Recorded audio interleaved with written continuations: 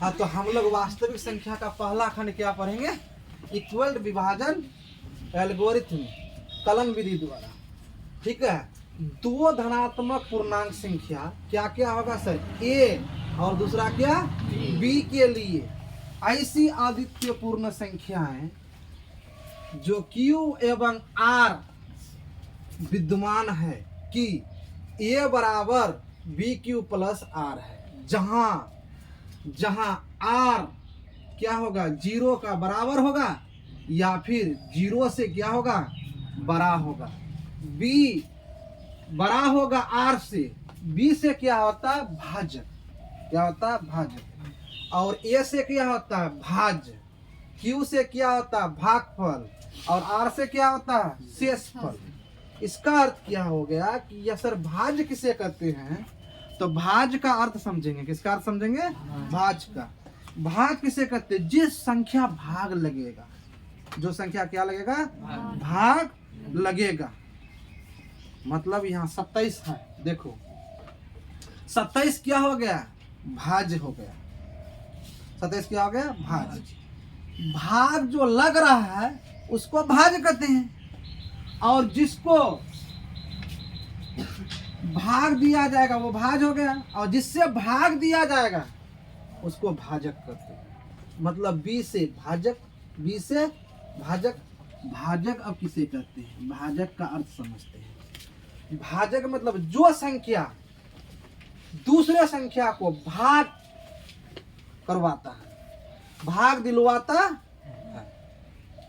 या जिससे भाग होता है, उसी को क्या कहते हैं? भाजक कहते हैं।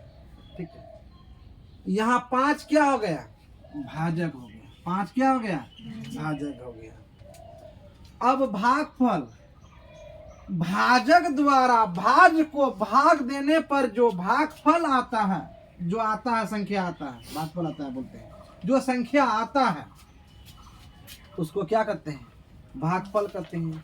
और जो लास्ट में जो बोलते हैं हम, नहीं काटा कुटूरी, नहीं कट उठ के जो बचता है, जो बच जाता है, उसी को क्या कहते हैं? शेषफल कहते हैं, रिमाइंडर कहते हैं। समझ में आया ना? जैसे 27 को 5 से एल्गोरिथम विभाजन विधि द्वारा हल ज्ञात करें, तो हल ज्ञात करें तो क्या हो गया? A बराबर 27, B बराबर 5 लिए, माने लेट किए हैं। लेट करने के बाद क्या है? B बराबर 5।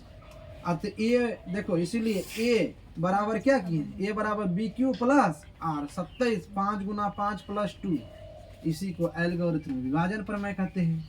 समझ में आया ना? ये मैथ बहुत अच्छा होता है। एल्गोरिथम का 1.1 जो चैप्टर चालू करेंगे हम लोग SCERT का, SCERT, बिहार बोर्ड का। क्या?